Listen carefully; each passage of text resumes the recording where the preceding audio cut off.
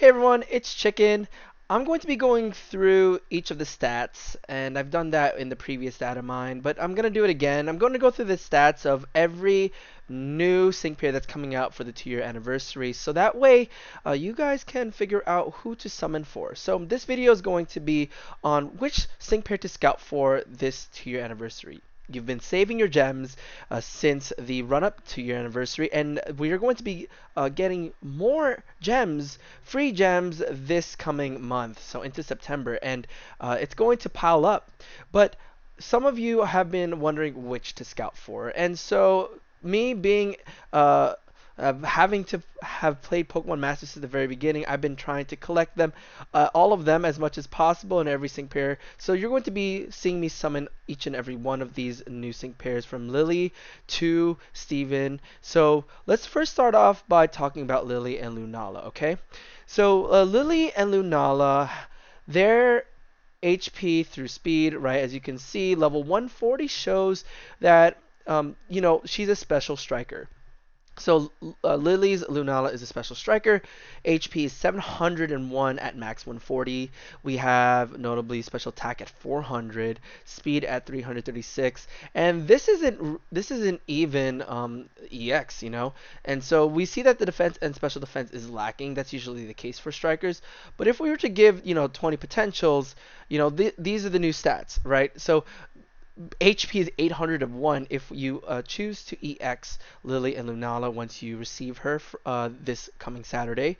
And these are the new stats for giving her all the potentials you've saved up.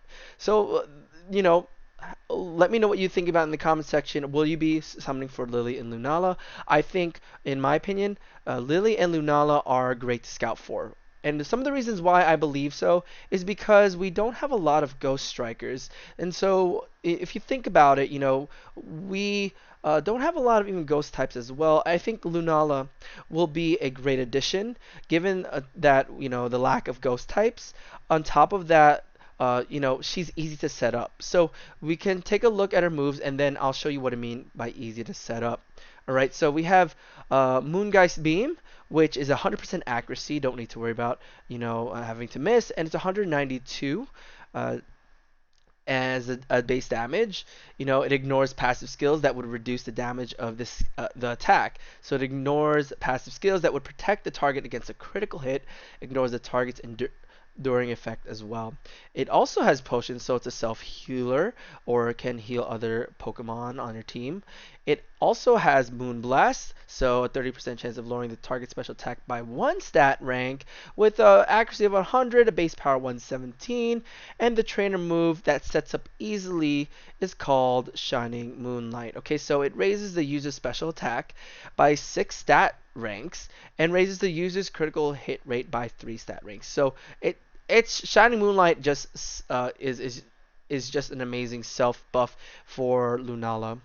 Okay, and let's take a look at the passive skills. Okay, so the natural passive skills, we're not going to go over the sync grids, but the passive skills that Lunala has. So Alola Flag Bearer is the master fair passive, and similar to previously like Groudon, Kyogre, and even Leon and Charizard, they have a themed flag bearers, so you can read up on that.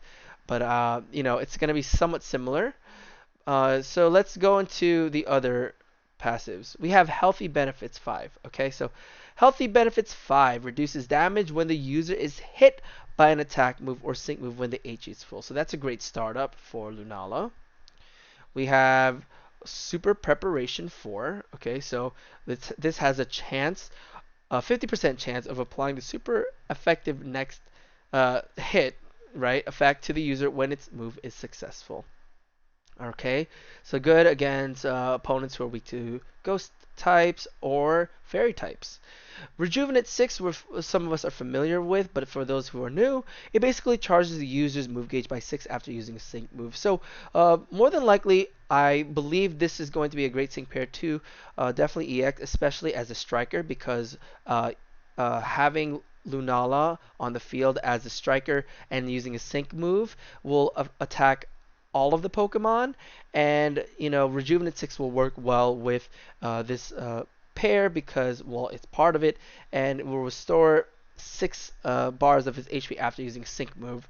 So those two will work well together. Okay, so that's I would say should you summon for Lillie and Lunala this year? Yes. Okay, so Lillie and Lunala does have a sync grid. This is on sync grid helper, by the way. I'm using something different. I'm not going to be going through the sync grid itself, but using the stats and move skills from this website. All right, so next up we have we're gonna skip Psyduck because that's not an anniversary pair, but that could be another vid or something in the future. Rayquaza. Okay. So, lately there's been a lot of ups and downs about Rayquaza. Well, the upside with Rayquaza right now is the fact that it's shiny, right? So, Steven and Rayquaza is a shiny, is going to be a featured sync pair. Rayquaza is shiny, not like Zinnia's Rayquaza. So, let's take a look at the stats. This is pre-mega form, so before you use your sync move, Steven and Rayquaza's stats are kind of they're kind of on a low end for some of us who have been looking at this quite some time now. But let me tell you what I'm saying here. Just for the fact that it's pre-mega right now, its HP is 606, attack and special attack are 254. It's not even like 300s, right? So just to give you an idea, defenses are 126, which is still on the low end as well. Speed is decent. Its speed is 300, so it's quite nice. But I was surprised, and I was looking, and I'm like, why aren't the attack or special attack a little more powerful? But let's take a look at the mega form, right? So if we can just get this to Mega Evolve, these are the new stats, right? In Evolution, you don't see the changes at all besides the speed, right? So if we take a look, the speed goes up by 119, right? Mega form, which is a crazy amount of speed. But this being an anniversary sync pair, and that you know usually mega evolutions there's an increase of at least special attack or attack. This doesn't happen for Steven and Rayquaza, so it's kind of up in the air right now. However, let's take a look at it when it's EX, right? So giving 20 potentials, this would be the new base for your EX form for Rayquaza, and the stats show, above the previous without potentials, and then this is the mega form. So, you know, it's quite right now in like the leeway, of asking, this could be another way of asking, should I even EX Steven Rayquaza? Just let you think about that. But should you summon for Steven and Rayquaza with the stats given? Well, keep that in mind. Let's look at the moves. We have Dragon Ascent. Okay, so Dragon Ascent basically lowers the user's defense and special defense by 1 stat rank. So the power is incredible, 230. The accuracy is 100, and this is targeting a single opponent with 4 move gauge. We have X Attack. We can use that twice to raise the user's attack by 2 stat ranks. Draco Meteor has 163 base power with an accuracy of 90. So it can miss a 10% possible miss, but it however lowers the user's special attack by 2 stat ranks. Yet, I just want to skip right away a little bit into this. It does have a passive skill, which I'll bring up again, downside up. So all these stat reductions actually increase. So it's gonna over time, once you use these moves, increase the user, which is Rayquaza, rather than decreasing. So basically, Draco Meteor basically states for this Pokemon, it increases special attack by 2 stat ranks. The trainer move Sky High, you can use it twice. Steven basically uses this trainer move. It raises the critical hit rate by 3 stat ranks, applies the super effective next effect to the user, and when used by Mega Rayquaza, also raises the user's speed by 2 stat ranks. So this is for self, and it's quite nice to have. So I would say definitely use it once, and when you're Mega Rayquaza, you can use it again for increasing the stat ranks. So Sync Move, which it becomes a Mega Rayquaza until the end of the battle. That's pretty much called Triumph and Glory Dragon Ascent. That you can read that there. It's a powers of 192. So let's take a look at the passives. Okay, so the passives for for Rayquaza. It has Hoenn Flag Bearer. Okay, so you can read up on that a little bit. This is the down. This is the cool thing about Rayquaza, though. Downside up. When the user's stats would be lowered, raises the user's stats by the same amount instead. So that's quite a unique passive skill that I really like about Rayquaza. It's a pretty neat addition, and definitely something that you don't see in most sync pairs. Good form, the more the user's stats are raised, the more it powers up the user's move. So good form is a unique natural passive, and it's perfect for Rayquaza to even be more powerful than it already is. Well, you know, what you think about good form to make up for its current form and stats, right? So, and last but not least, it has move gauge refresh 4, which is excellent. It has a 50% chance of charging the user's move gauge by 1 when a move is successful. That's pretty neat to help save move gauge from Draco Meteor and Dragon Ascent. So let me know what you guys think. Well, should you summon for Steven and Rayquaza? So my take is, if you like Rayquaza, 1, and 2, it's shiny. The fact that it has a Mega Evolution, 3, I think it's worth summoning. However, because of its stats, and maybe if you are like wondering what happened to this Pokemon, even without EX, right, and without Mega, it's pretty on the low end. If you take a look at the stats, it's for some of us on the middle side, like I'm not quite sure. I do like Lillie and Lunala a little bit more, and Reshiram, which I'll get to. So I'll leave that to you.